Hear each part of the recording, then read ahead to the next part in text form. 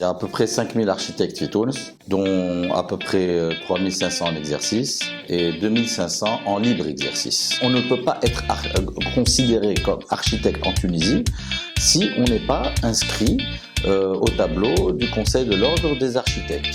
Le Conseil de l'Ordre des architectes existe depuis 1974. Il y a une loi qui a été créée à cet effet qui est encore justement en cours et c'est d'ailleurs un problème à résoudre parce que gérer une profession qui a été créée avec quelques dizaines d'architectes et qui se retrouve maintenant avec 5000, c'est une énorme problématique, un énorme challenge d'essayer justement de réformer cette loi. Sur un mandat de 2 ans, il ne faut pas être très prétentieux ou orgueilleux et dire que nous allons atteindre tous nos objectifs. C'est vrai que nous avons un projet. Déjà, le projet, c'est d'essayer de réformer la fameuse loi de 74, faire en sorte que les architectes soient mieux concernés par la profession, mieux touchés par la profession. Un des grands objectifs aussi, c'est de trouver le moyen de faciliter l'accès aux citoyens de l'architecte et de l'architecture. 90% من البني في تونس c'est de l'informer. Donc ça veut dire que 90% من البني échappe totalement aux mains de l'architecte et de l'architecture sans architecte. Donc le paysage urbain que nous voyons est à 90% créé et conçu sans architecte. L'idée justement de faciliter l'accès de l'architecte, c'est de faire en sorte de faire sortir la construction de l'informel vers le formel. Comment on peut faire ça? Dès qu'il s'adresse à un architecte, il tombe sur des procédures administratives très complexes et qui échappent parfois même à l'architecte lui-même.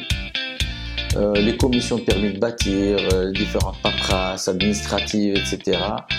font que pour avoir un permis de bâtir, même pour une toute petite chose, pour un tout petit projet type réaménagement ou l'extension ou la hajak, il faut parfois des semaines et même des mois.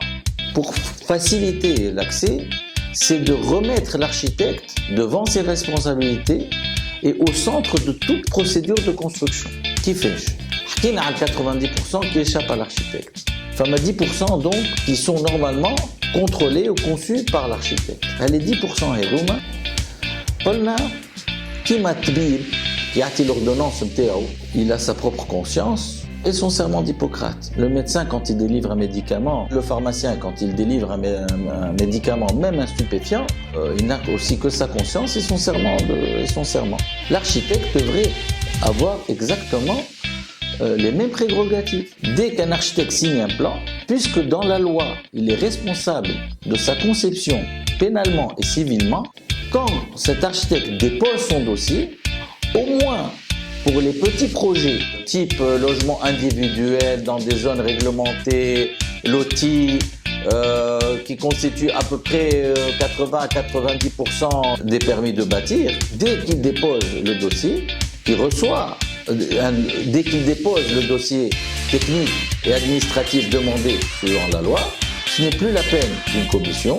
L'architecte prend ses responsabilités, il est là, il est responsable de sa conception et de l'œuvre.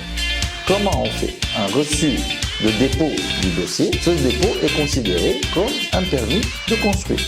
Et finalement, ça va réduire le gap entre les études et le chantier.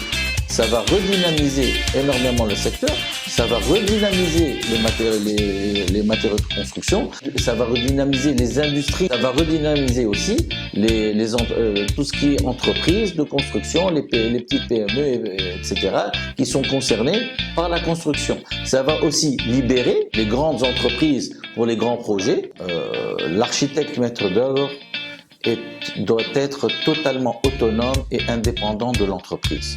C'est d'ailleurs au niveau de l'article 2 de la loi 74 où le métier d'entreprise est en totale contradiction avec le métier d'architecte. Maintenant, c'est vrai que le monde est en train de changer, qu'on parle beaucoup de clés en main, design and build, etc. Et les lois en Tunisie ne sont pas encore adaptées à ce type de marché ou à ce type de procédure de construction. L'architecte, il y a un danger où l'architecte devient un simple employé ou un simple salarié ou un simple prestataire de service de l'entreprise, et à ce moment-là, il perd complètement son autonomie, il perd complètement son statut de maître d'œuvre et il ne pourra plus à ce moment-là endosser sa responsabilité et ne plus pouvoir garantir la bonne exécution de l'œuvre et le bon suivi de chantier. Je suis réaliste, nous allons pouvoir changer, c'est clair. Je suis optimiste pour les jeunes, je serai optimiste si chacun de nous prenne sa responsabilité, chacun des architectes prenne sa responsabilité, chaque architecte puisse pouvoir se rapprocher de son métier, que chaque architecte puisse être fier de son titre et qu'il défende son titre. C'est le plus important. Je serai optimiste quand tous les architectes sauront que cette corporation est là pour les défendre, que cette corporation est une fierté. Je serai optimiste quand le titre d'architecte sera une fierté pour la plupart d'entre nous.